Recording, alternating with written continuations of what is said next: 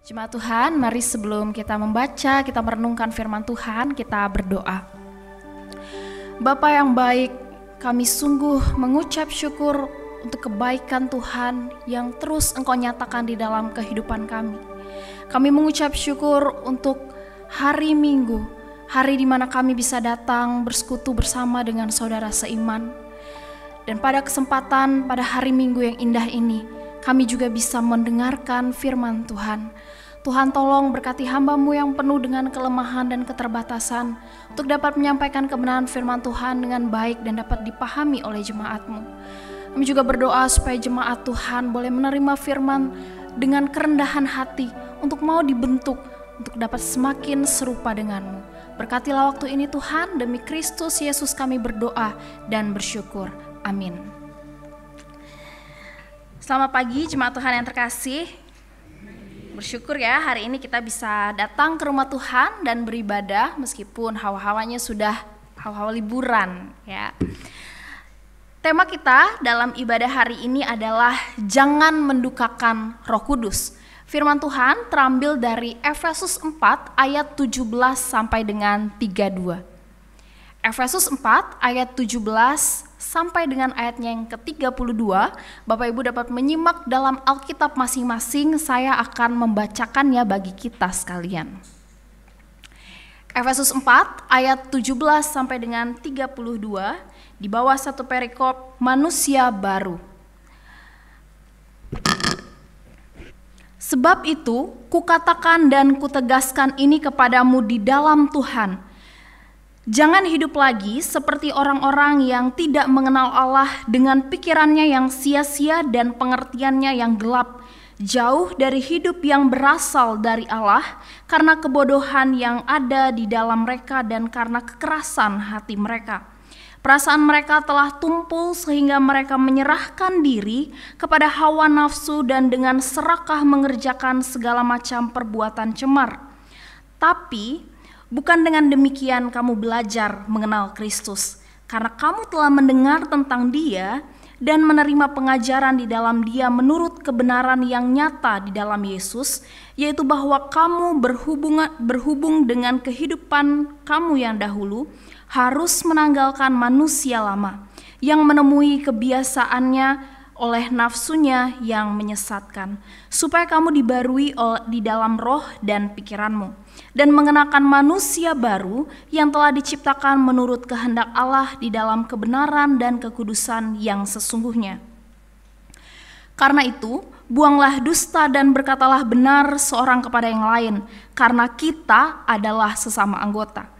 Apabila kamu menjadi marah, janganlah berbuat dosa. Janganlah matahari terbenam sebelum padam kemarahanmu, dan janganlah beri kesempatan kepada iblis. Orang yang mencuri, janganlah ia mencuri lagi, tetapi baiklah ia bekerja keras dan melakukan pekerjaannya dengan baik dengan tangannya sendiri, supaya ia dapat membagikan sesuatu kepada orang yang berkekurangan. Janganlah perkataan kotor keluar dari mulutmu, tetapi pakailah perkataan yang baik untuk membangun di mana perlu, supaya mereka yang mendengarnya beroleh anugerah. Janganlah mendukakan Roh Kudus Allah yang telah memateraikan kamu menjelang hari penebusan. Segala kepahitan, kegeraman, kemarahan, kegaduhan, dan fitnah hendaklah dibuang dari antara kamu. Demikian pula segala kejahatan. Tetapi hendaklah kamu ramah seorang terhadap yang lain, penuh kasih mesra dan saling mengampuni, sebagaimana Allah di dalam Kristus telah mengampuni kamu. Sedemikian jauh pembacaan firman Tuhan pada pagi hari ini. Jemaat Tuhan yang terkasih, sebagaimana kita tahu ya bahwa Roh Kudus itu adalah pribadi ketiga dari Allah Tritunggal. Roh Kudus itu bukanlah sesuatu yang abstrak, dia bukan sekedar kuasa. Roh Kudus itu satu pribadi. Dalam perikop yang tadi sudah kita baca pun dengan jelas memperlihatkan hal itu. Roh Kudus punya pikiran, punya perasaan, dan juga punya kehendak. Itulah mengapa, karena dia punya perasaan, itulah mengapa dikatakan dia bisa berduka. Nah, lawan kata dari berduka itu adalah bersukacita. Jadi berduka lawannya adalah bersukacita. Dalam bahasa aslinya, kata mendukakan atau laupete itu berarti membuat sedih atau duka cita. Saudara, perasaan sedih, berduka, sukacita itu kan hanya bisa dirasakan, dimiliki oleh yang berpribadi. Sesuatu yang abstrak, benda mati, gak mungkin punya perasaan seperti ini. Pada ayat yang tadi kita baca, ayat yang ke-30 dikatakan, janganlah mendukakan Roh Kudus Allah yang telah memateraikan kamu menjelang hari penebusan. Karena kita sadar, kita tahu bahwa Roh Kudus itu satu pribadi, maka dengan jelas dikatakan bahwa dia juga bisa berduka. Dan kita diminta untuk tidak mendukakannya. Saudara, sebenarnya apa arti mendukakan Roh Kudus? Konteks di mana ayat ini disampaikan akan menolong kita untuk memahami apa arti mendukakan Roh Kudus. Saudara, kalau kita baca pada perikop sebelumnya, ya pasal 4 ayat 1 sampai 3, di situ Paulus sedang berbicara mengenai kesatuan hidup umat Allah. Kesatuan hidup umat Allah itu hanya bisa terwujud ketika anggota tubuh Kristus itu hidupnya berpadanan dengan identitasnya. Identitasnya adalah manusia baru. Identitas itu diperoleh bukan karena usaha mereka sebagai manusia, tetapi hanya karena kasih karunia Allah. Saudara, dengan identitas sebagai manusia baru, maka setiap orang percaya sesama tubuh Kristus itu dituntut untuk punya cara hidup yang selaras dengan identitasnya. Cara hidup kita itu harus mendefinisikan identitas kita. Oleh sebab itu, segala macam kehidupan manusia lama dengan karakteristiknya harus dilepaskan. Seperti dikatakan ya pada ayatnya yang sudah kita baca, itu seperti orang yang menanggalkan pakaian lama. Pakaian lama yang usang, yang kotor itu ditanggalkan, kemudian diganti dengan pakaian yang baru, yang bersih. Sama, karakteristik manusia lama di dalam diri orang percaya, yang identitasnya adalah manusia baru juga harus ditanggalkan. Harus diganti dengan karakteristik manusia baru. Nah, kalau orang percaya tidak menanggalkan cara hidupnya yang lama, maka itu sama saja seperti dia lagi mengkhianati identitasnya, statusnya sebagai manusia baru. Nah, pengkhianatan terhadap identitas sebagai manusia baru, itulah saudara yang dapat membuat Roh Kudus menjadi sedih dan berduka. Jadi Roh Kudus itu sedih dan berduka ketika kita mengkhianati identitas kita sebagai manusia baru. Saudara, Roh Kudus itu tinggal di dalam diri kita orang percaya. Itu artinya setiap bagian dari tubuh jiwa kita ini memang dikhususkan untuk menjadi tempat kediamannya, kehadirannya. Nah, ketika tempat kehadiran Roh Kudus, kediaman Roh Kudus itu kita serahkan untuk mengerjakan hal-hal yang cemar, yang tidak berpadanan dengan identitas kita, tidak selaras dengan identitas manusia baru, maka saat itulah Roh Kudus akan berduka cita. Ini tadi ya, dia bisa berduka cita, tapi lawannya adalah bersuka cita. Nah, kalau kita menyerahkan tubuh jiwa kita untuk mengerjakan hal-hal yang mengikuti tuntunannya adalah mengarahkan kita untuk hidup sebagai manusia baru, maka di situ Roh Kudus Tuhan akan bersuka cita. Saudara, cara kita menjalani kehidupan itu harus selaras ya tadi dengan identitas kita sebagai manusia baru. Nah, itulah kunci untuk kita dapat memahami apa arti jangan mendukakan Roh Kudus. Jadi, cara kita menjalani kehidupan dengan identitas kita sebagai manusia baru membuat kita memahami tentang arti jangan mendukakan Roh Kudus. Jemaat Tuhan yang terkasih, ya, jika kita memang benar-benar peduli terhadap pribadi Roh Kudus, kita sadar bahwa Roh Kudus itu adalah satu pribadi di mana dia juga bisa merasakan perasaan duka, sukacita, maka itu kan harusnya mempengaruhi bagaimana sikap hidup kita, ya kan? Sikap hidup kita seharusnya nggak lagi sembarangan. Karena jika kita melakukan tindakan-tindakan yang sembarangan, menuruti hawa nafsu kita, di situ Roh Kudus akan menjadi berduka. Melalui bacaan kita pada hari ini, kita akan lihat tuh sikap hidup seperti apa yang dapat mendukakan Roh Kudus dan sikap hidup seperti apa pula yang dapat menyukakan hatinya. Yang pertama adalah, mari kita lihat pada ayat 25 dan juga 29. Ya, yang pertama adalah perkataan yang kotor, dusta versus perkataan yang benar. Jadi cara hidup yang mendukakan Roh Kudus adalah ketika kita berkata-kata yang dusta, kotor, tetapi ketika kita ingin menyukakan Roh Kudus, maka kita perlu belajar untuk berkata-kata yang benar dan jujur. Mari saya akan bacakan ayatnya yang ke-25 dan ayatnya yang ke-29. Firman Tuhan berbunyi demikian. Karena itu, buanglah dusta dan berkatalah benar seorang kepada yang lain. Karena kita adalah sesama anggota. Ayat 29, janganlah perkataan kotor keluar dari mulutmu, tetapi pakailah perkataan yang baik untuk membangun di mana perlu, supaya mereka yang mendengarnya beroleh anugerah. Jemaat Tuhan yang terkasih, setiap hari kita pasti mengeluarkan kata-kata untuk berkomunikasi dengan orang lain. Kita bisa berkomunikasi di mana aja, kapan aja, caranya juga gimana aja ya. Jadi dengan berbagai macam cara. Sebagai orang percaya yang menyandang identitas sebagai manusia baru ya, kita tidak boleh melupakan identitas kita ya. Maka kita perlu memperhatikan bagaimana cara kita berkomunikasi dengan orang lain yang dimana itu sesuai dengan pimpinan Roh Kudusnya. Roh Kudus Allah akan berduka cita ketika kita terbiasa berkata-kata dusta, berkata-kata kotor. Tetapi Roh Kudus Allah akan bersuka cita ketika kita berkata-kata yang benar dan jujur. Saudara, menipu, fitnah, saling menghasut, bergosip, itu termasuk dari perkataan yang mengandung dusta. Nah, dalam konteks jemaat Efesus, perkataan dusta itu dilihat dari bagaimana kaitannya dengan pengajaran sesat yang berkembang di antara mereka. Ada banyak jemaat Tuhan yang disesatkan imannya karena perkataan yang dusta ini, perkataan bohong. Dan Paulus tidak ingin hal itu terjadi, menyebar di tengah-tengah kehidupan jemaat Tuhan. Itu merusak. Selanjutnya, pada ayat 29 dikatakan juga ada perkataan kotor yang timbul, yang juga dilakukan oleh jemaat Tuhan, dan Paulus tidak ingin hal itu dilakukan. Dalam bahasa aslinya, kata kotor yang dimaksud pada ayat 29 itu mengandung arti gini: busuk, tidak bermanfaat, tidak berguna.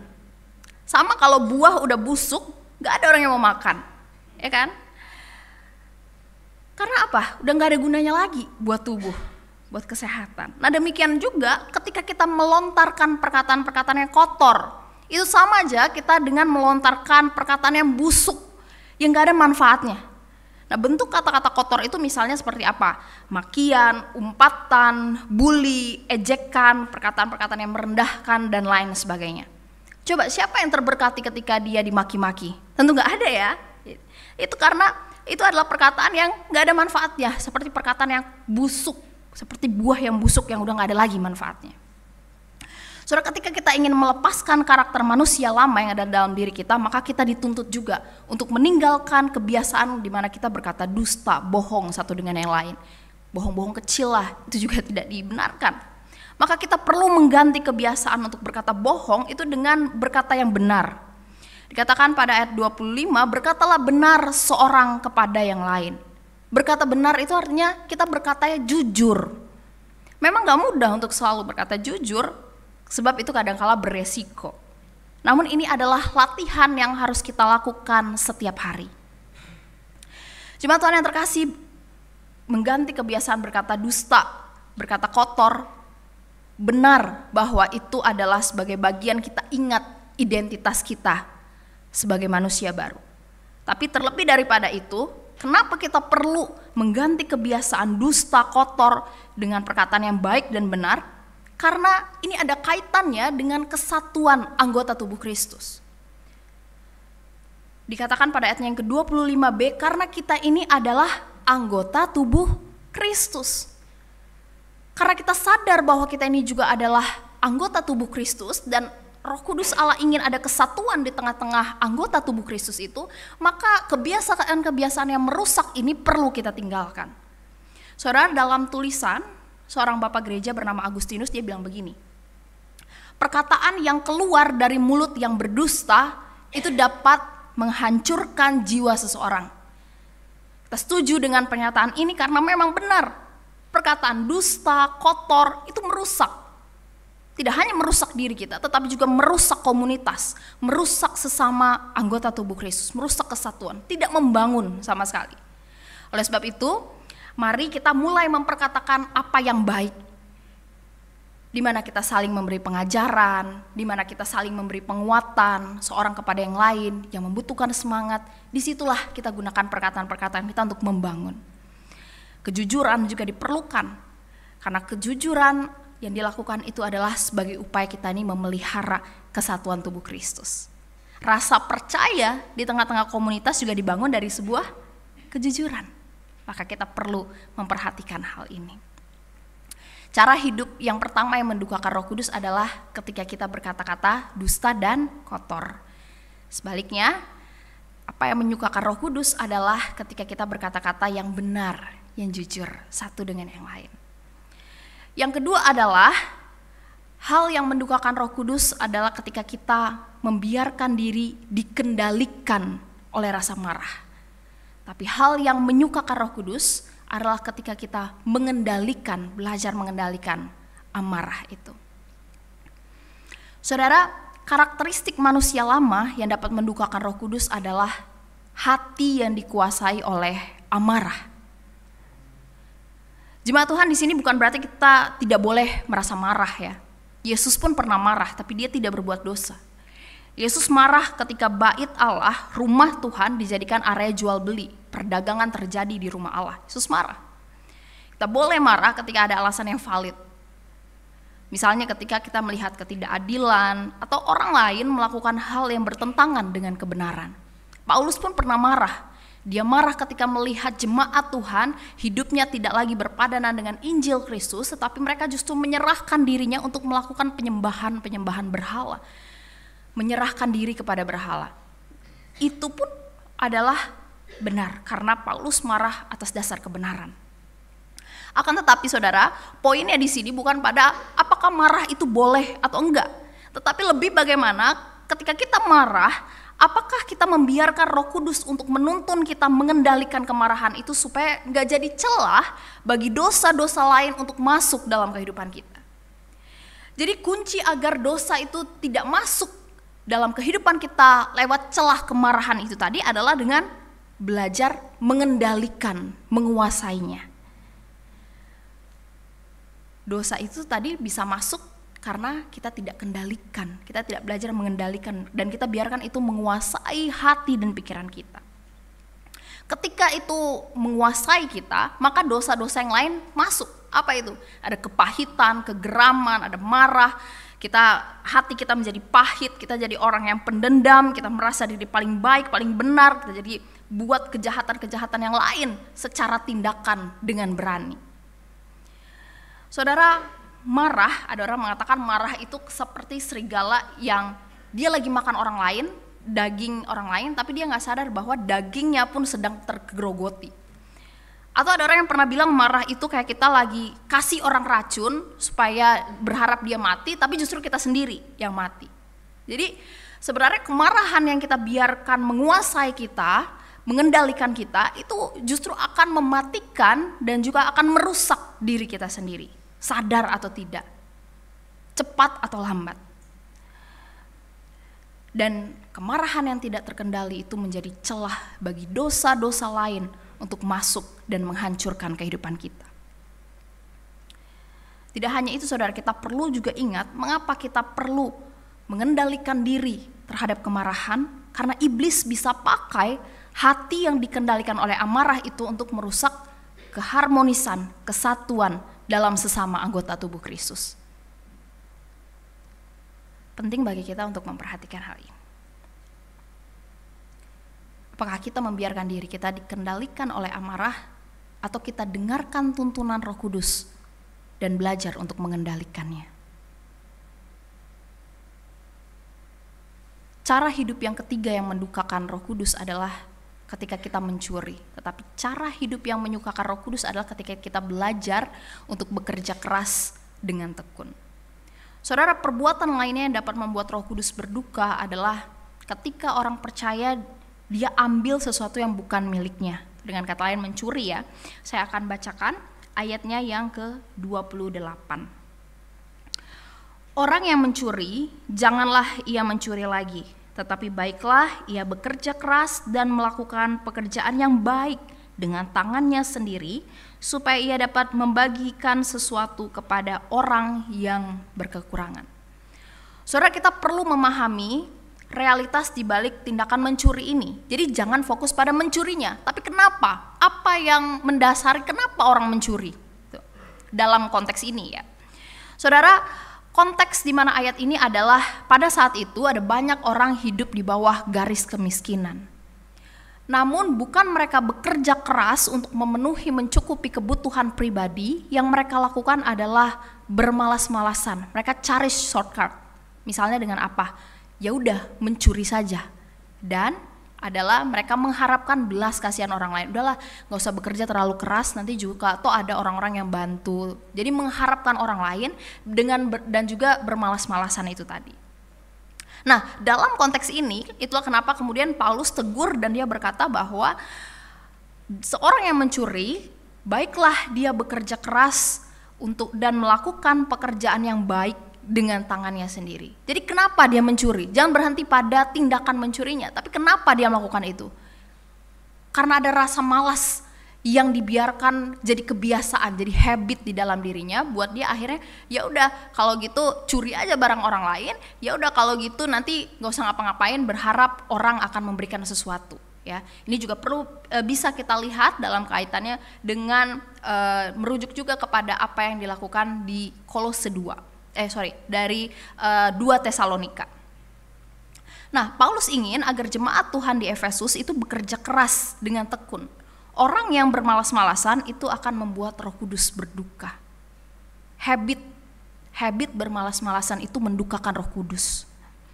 Tetapi ketika kita belajar bekerja keras untuk mencukupi apa yang menjadi kebutuhan pribadi kita, bahkan kita bisa bagikan untuk orang lain yang membutuhkan di tengah-tengah komunitas kita, di situ Roh Kudus disenangkan. Jadi ada 3 ya, ada tiga.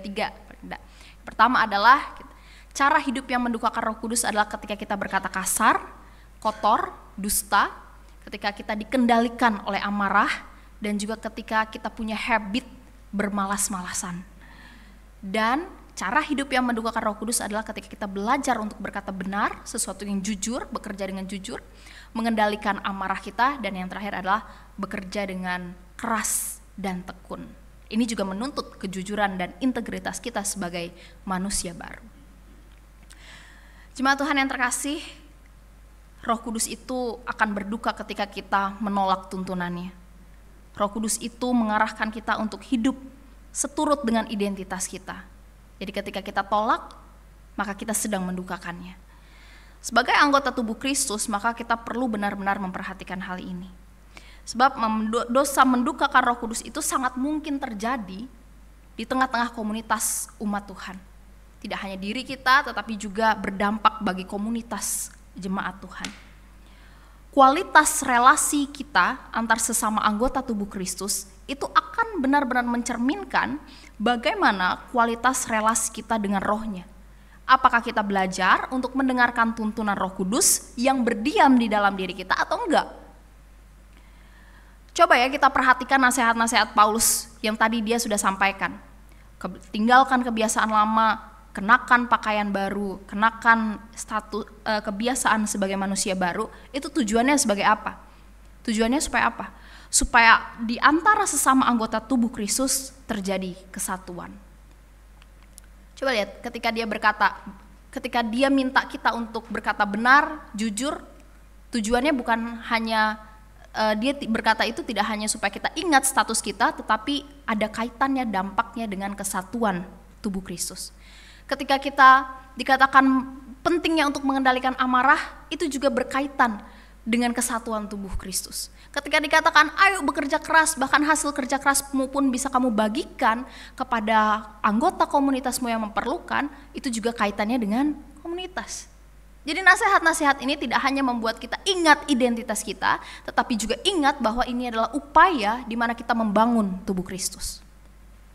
Jadi ketika di tengah-tengah persekutuan kita, sesama dengan tubuh Kristus, terjadi ketidakakuran satu dengan yang lain, disitulah Roh Kudus menjadi sedih, berduka. Ketika kita berkeras untuk marah, tidak meninggalkan kemarahan dan tidak belajar untuk mengampuni orang lain, membiarkan diri dikuasai oleh amarah, di situ Roh Kudus sedih dan berduka. Ketika kita melontarkan kata-kata yang kotor, umpatan, makian, ingat bahwa itu adalah seperti kita melontarkan kata-kata yang busuk, tidak berguna, dan itu mendukakan Roh Kudus. Jemaat Tuhan yang terkasih, biarlah ketika kita ingat akan hal itu, ketika kita ingat juga bagaimana kasih Allah, itu mendorong kita untuk kita tidak mendukakan Roh Kudus. Itu mendorong kita untuk tidak melakukan hal-hal yang menyakiti hatinya. Saudara, Roh Kudus itu bukan hanya menginsafkan, memimpin kita untuk pertobatan, tetapi Roh Kudus itu juga Roh Kudus juga membawa kita untuk kita datang kepada Kristus agar kita menerima anugerahnya.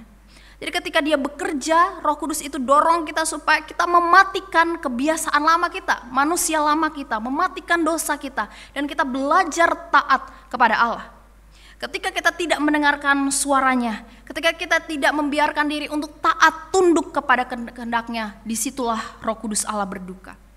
Roh Kudus bukan hanya membuat hati kita itu menyesal terhadap dosa, tapi Roh Kudus juga ketika dia bekerja, dia menolong kita untuk kita punya kekuatan mematikan dosa dan bagaimana kita memberikan hidup kita bagi kemuliaan nama Allah.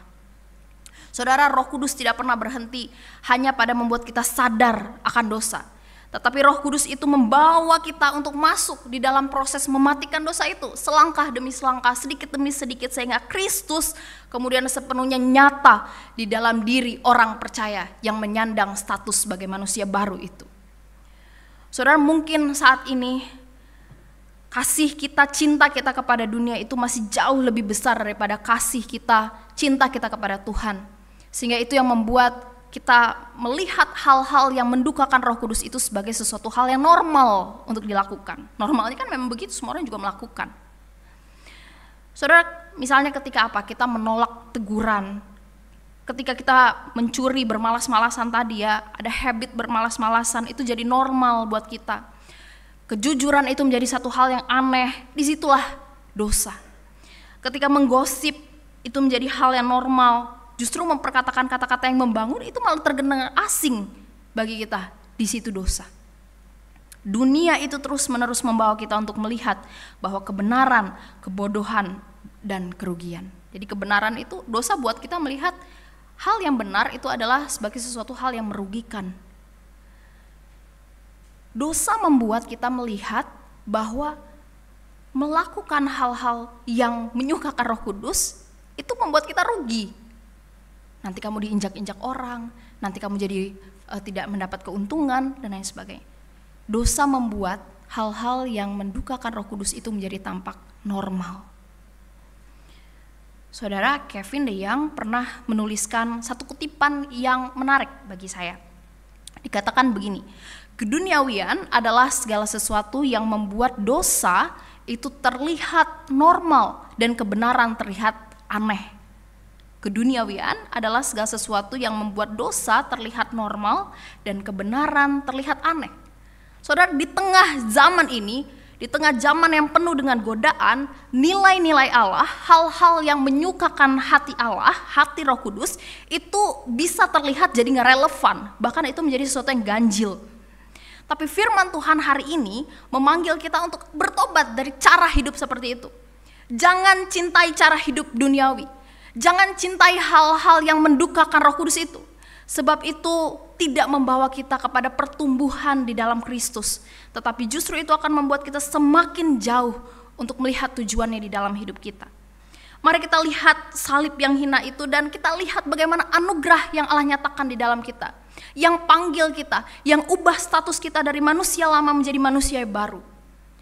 Saudara, dunia ini cenderung membuat dosa terlihat seperti sesuatu yang biasa. Kebenaran Allah asing. Namun di tengah semua itu, disitulah Injil datang dan memberi harapan. Allah tidak tinggalkan kita. Allah tidak berdiam ketika kita hidup dengan cara hidup yang lama, ketika status kita adalah manusia lama. Melalui karya Kristus di atas kayu salib, Dia panggil kita, Dia beri kita status yang baru, identitas yang baru. Dia panggil kita untuk keluar dari pola pikir dunia ini, dunia yang berdosa. Dia pulihkan mata rohani kita, supaya kita bisa lihat nilai-nilai Allah yang sejati. Supaya kita bisa melihat bahwa hidup sebagai manusia baru itu bukanlah satu hal kebodohan atau merugikan, tetapi justru itu adalah kehidupan yang menyenangkan, mempermuliakan, dan juga menyenangkan Roh Kudus itu tadi. Saudara, karya Kristus itu memampukan kita untuk menyukakan apa yang Roh Kudus suka di dalam kehidupan kita. Dia berdiam di dalam hidup kita, di dalam hati pikiran kita. Dan karya Kristus itu memampukan kita untuk kita juga suka apa yang Roh Kudus suka.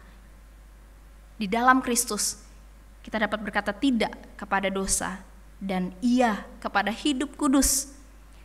Iya kepada cara pikir yang menyenangkan hati Tuhan.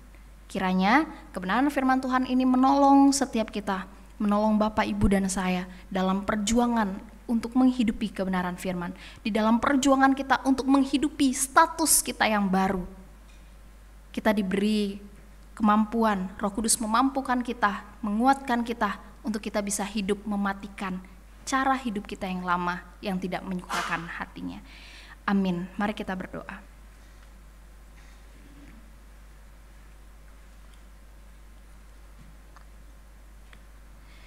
Bapa yang baik, kami sungguh mengucap syukur Tuhan untuk kebenaran firman-Mu yang pada pagi hari ini mengingatkan kami tentang bagaimana kehidupan yang seharusnya kami hidupi sebagai manusia baru. Kami bersyukur Tuhan, Engkau memberikan kami identitas yang baru. Biarlah dengan identitas yang baru itu kehidupan kami mempermuliakan nama-Mu. Namun ampuni kami Tuhan jikalau kami masih hidup dengan cara hidup kami yang lama. Dan itu tidak hanya mendukakan hati-Mu, tetapi juga hati Roh Kudus-Mu yang berdiam di dalam diri kami. Ampuni kami Tuhan. Biarlah ketika kami ingat akan karya Kristus, akan salib-Mu, akan anugerah-Mu yang sudah Engkau nyatakan, itu menolong kami untuk dapat mematikan dosa dan hidup taat bagi kemuliaan nama-Mu. Terima kasih Bapa yang baik. Terpujilah nama-Mu, demi Kristus Yesus kami berdoa dan kami bersyukur. Amin.